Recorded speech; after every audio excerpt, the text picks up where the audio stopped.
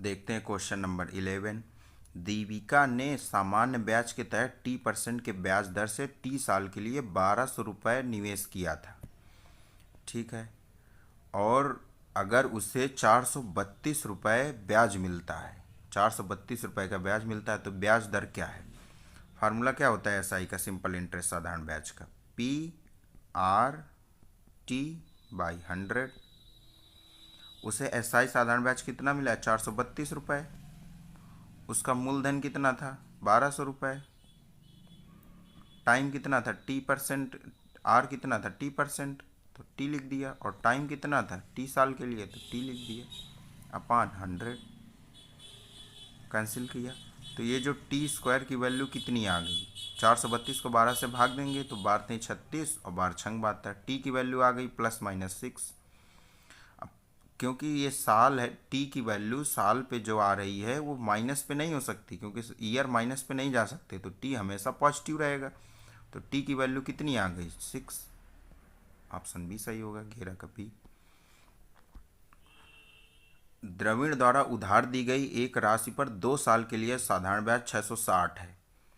2 साल के लिए जो अपना यहाँ पे एसआई देखेंगे, 2 साल के लिए अपना साधारण ब्याज कितना था? 660 रुपये। तो 1 साल के लिए कितना रहा होगा? 330 रुपये।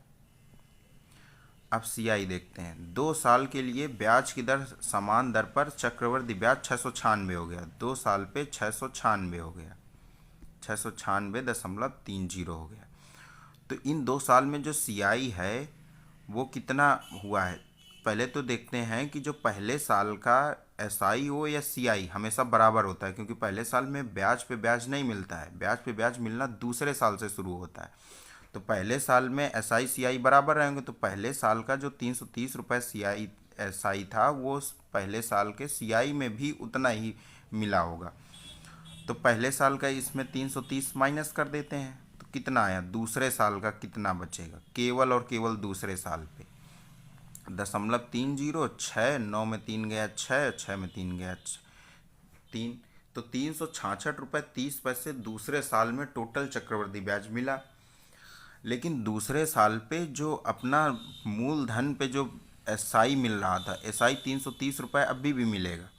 तो 330 हम इससे और माइनस कर देते हैं। 330 माइनस करेंगे तो अपना कंपाउंड इंटरेस्ट दूसरे साल का जब हम सीआई एसआई वाला घटा रहे हैं तो उसके बाद कितना आएगा? 366 में जब 330 घटाएंगे तो 36 रुपये 30 पैसे आ गया। ये 36 रुपये 30 पैसे जो निकला है वो ब्याज पे ब्याज है।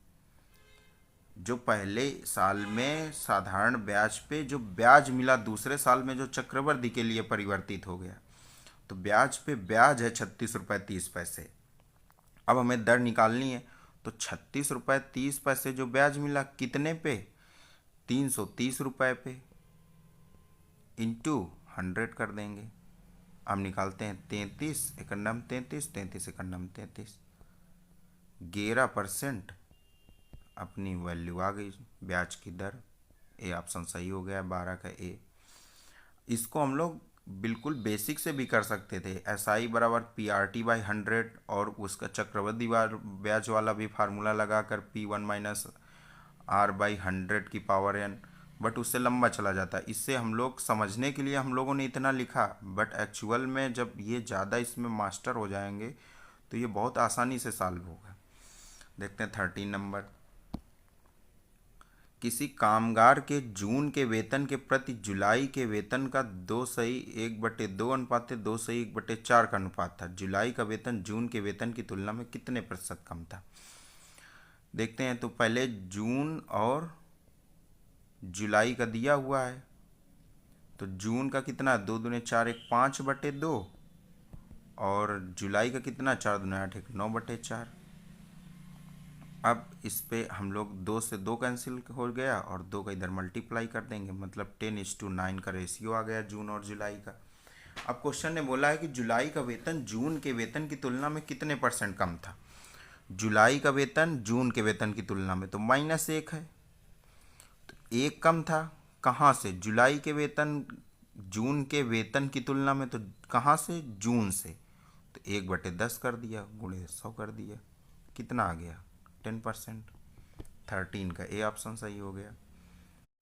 क्वेश्चन नंबर 14, संगीता ने 15% के लाभ पर एक साड़ी बेची। अगर उसने साड़ी को 10% कम पर खरीदा होता और पिछले बिक्री मूल्य की तुलना में 400 रुपये अधिक पर बेच दिया होता तो वह 33.33% लाभ प्राप्त कर लेती। साड़ी का मूल लागत क्या है? लागत मूल्य निकालना है, सीपी निकालना है। तो जो 33.33% इसकी वैल्यू लिखी है, इसकी फ्रैक्शन में कितनी होती है? 1/3। तो हमने मान लिया उसका साड़ी का सीपी कितना रहा होगा, 300 रुपये हमने लेट कर लिया। तो संगीता ने 15% के लाभ पर साड़ी बेची थी, तो 15% प्लस करेंगे तो कितने पे बिकेगी ये? 15 ते 45, 345 रुपये पे। अगर उसने साड़ी को 10% कम पे खरीदा होता, 300 का 10% कम करेंगे -10%, तो कितना हो जाएगा? 90%। तो 90 की वैल्यू कितनी हो जाएगी? 270 रुपये। अब बोला कि और पिछले बिक्री मूल्य की तुलना में 400 रुपये अधिक पर बेच दिया होता तो वह 33.33% लाभ प्राप्त कर लेती। तो 270 पे 1/3 का और लाभ प्राप्त कर लेती। तो कितना हो जाएगा? 33 पे 270 पे 1/3 और जोड़ देंगे, तो 270 प्लस 1/3 270 का जोड़ेंगे तो 90 और जोड़ेंगे, हो जाएगा 360। 360 में एक्चुअल ये बिकी होती, और पहले कितने की बिक रही थी? 345 रुपये की। हमारे अकॉर्डिंग इनका डिफरेंस कितना आया? 15 का। क्वेश्चन ने 400 बोला है, तो पूछा क्या गया? मूल लागत मूल्य कितना है? सीपी। तो जो पूछा गया ऊपर बताया गया 15 की वैल्यू कितनी है? 400। 15 दुनाई 30, 4 दुनाई 8, 8,000 रुपये आ गया उसका सीपी। नेक्स्ट पे चलते हैं। क्वेश्चन नंबर 15, 25 की पावर 13 प्लस 26 की पावर 13 प्लस 27 की पावर 13 प्लस 28 की पावर 13 को 106 से विभाजित किए जाने पर शेषफल क्या होगा? इसका पहले हम लोग बेसिक समझ लेते हैं। जैसे कोई संख्या किस प्रारूप में लिखी है? a की पावर n प्लस b की पावर n के प्रारूप में लिखी है, तो हमें ये चेक करना है a प्लस बी या a माइनस बी से ये कैंसिल होगी कि नहीं होगी। तो अगर n विषम है, विषम ऑड, तो a प्लस बी और a माइनस बी से कैंसिल होंगी कि नहीं, ये देखना है। तो a प्लस बी से ये अपनी कैंसिल हो जाएगी और a माइनस बी से नहीं कैंसिल होगी जब n विषम है। और n अगर सम हो गया तो अपना ये a प्लस बी से भी नहीं कैंसिल होगी और a माइनस बी से भी नहीं कैंसिल होगी अगर n सम पे हो गया। अब देखते हैं, a की पावर n माइनस मान लिया b की पावर n लिखा है। अब इसको चेक करते हैं a प्लस बी से ये कैंसिल होगी कि नहीं और a माइनस बी से कैंसिल होगी कि नहीं। तो n अगर विषम है, ऑड है n, तो अपना a प्लस बी से कैंसिल नहीं होगी और a माइनस बी से कैंसिल हो जाएगी। और n अगर सम है, इवन है, तो ये a प्लस बी से भी कैंसिल होगी और a माइनस बी से भी कैंसिल होगी। ठीक, अब क्वेश्चन देखते हैं। 25 की पावर 13 प्लस 26 की पावर 13 प्लस 27 की पावर 13 प्लस 28 की पावर 13, तो ये अपना n कितना है? पहली बात तो इस प्रारूप में क्वेश्चन में दिया हुआ है, और दूसरी बात n अपना विषम है, 13 पावर लगी हुई, तो मतलब इसका ये है कि a प्लस बी से ये कैंसिल हो जाएगी। तो यहाँ पे तो हम लोगों ने जो अपना ये बेसिक वाला अपना चेक किया है, केवल दो संख्याओं पे चेक किया है, a की पावर n प्लस b की पावर n। इसमें अगर c की पावर n और d की पावर n भी ऐड किया होता तो इसमें भी a plus b, b plus c प्लस d भी होता चला जाता।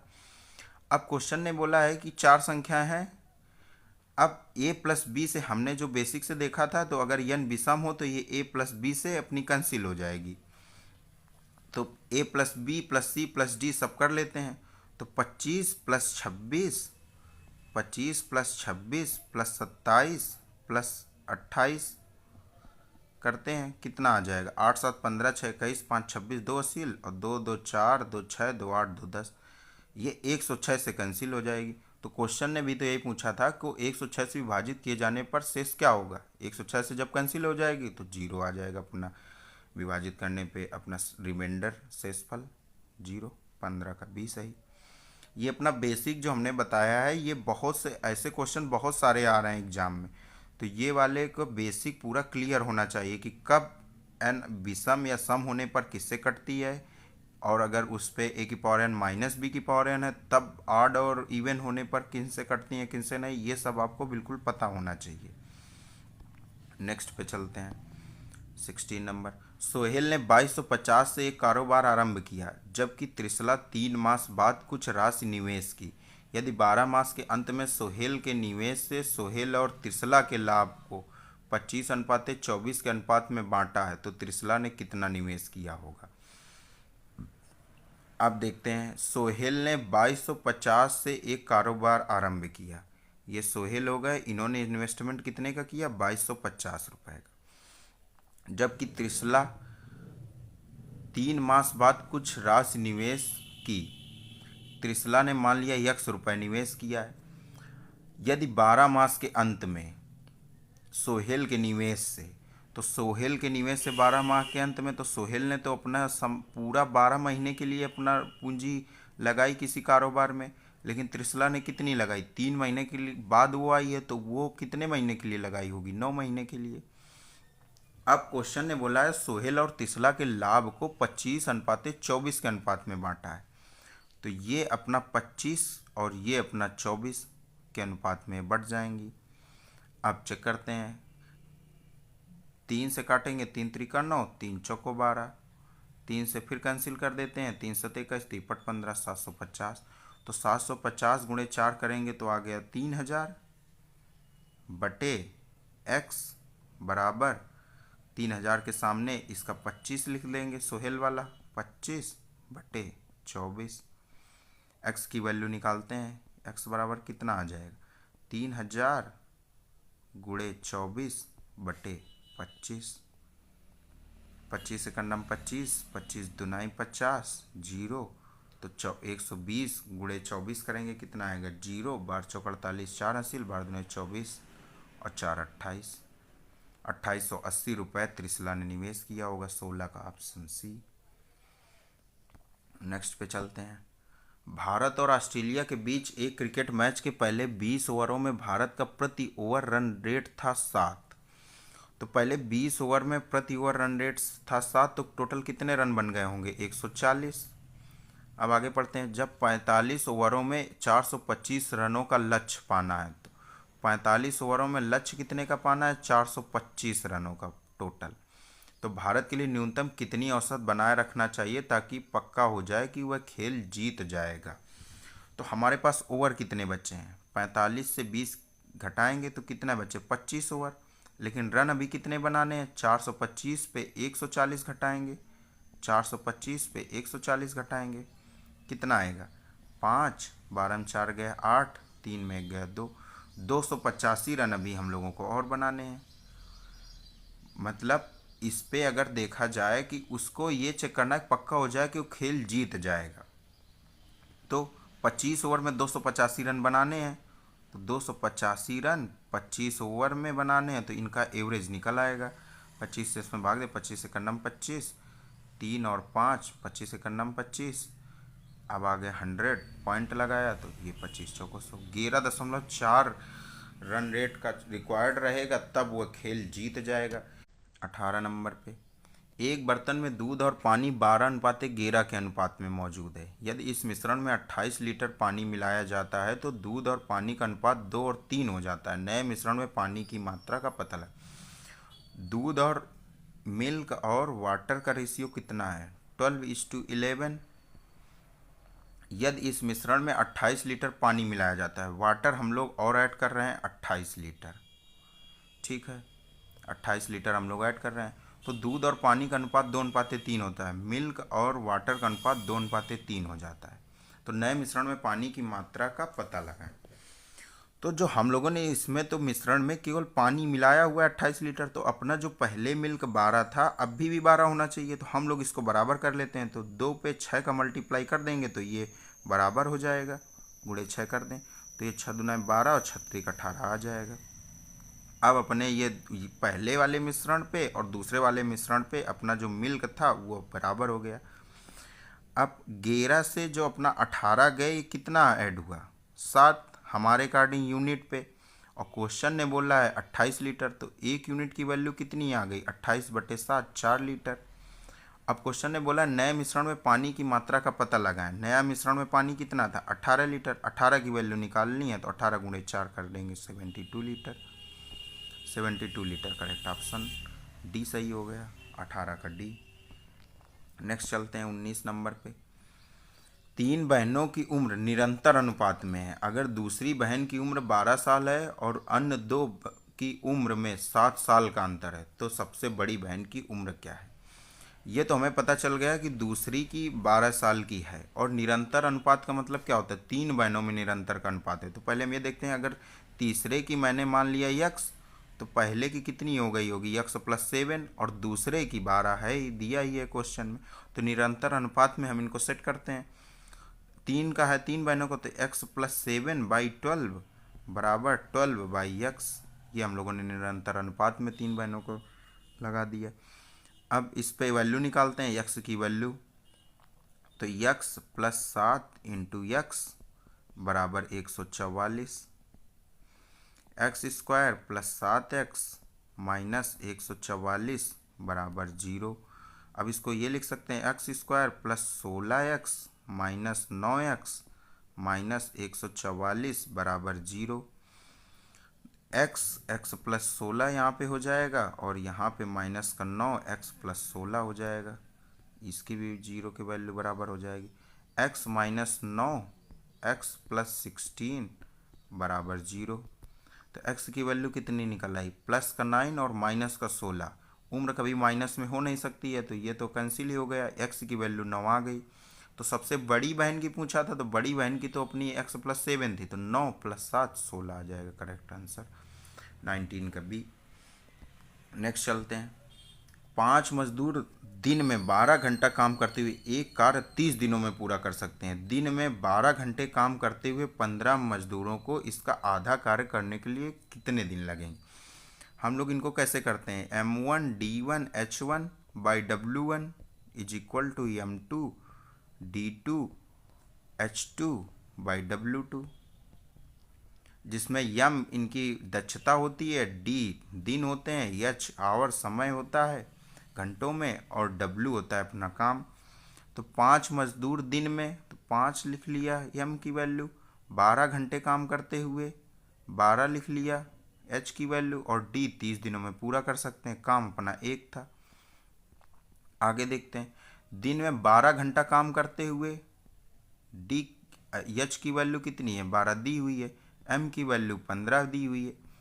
इसका आधा कार्य करवाना है, तो 1/2 काम करवाना है। तो पूछा है 15 मजदूरों को इसका आधा कार्य करने के लिए कितने दिन लगेंगे। D2 की वैल्यू हमसे पूछी है क्वेश्चन ने। अब चेक करते हैं, 12 से 12 कट गया, 15 से 2 बार चला गया, तो 5 दूना 10, 10 गुणे 1/2 बराबर D2। D2 की वैल्यू कितनी आ गई, D2 बराबर 5 दिन। करेक्ट ऑप्शन डी, 20 का डी।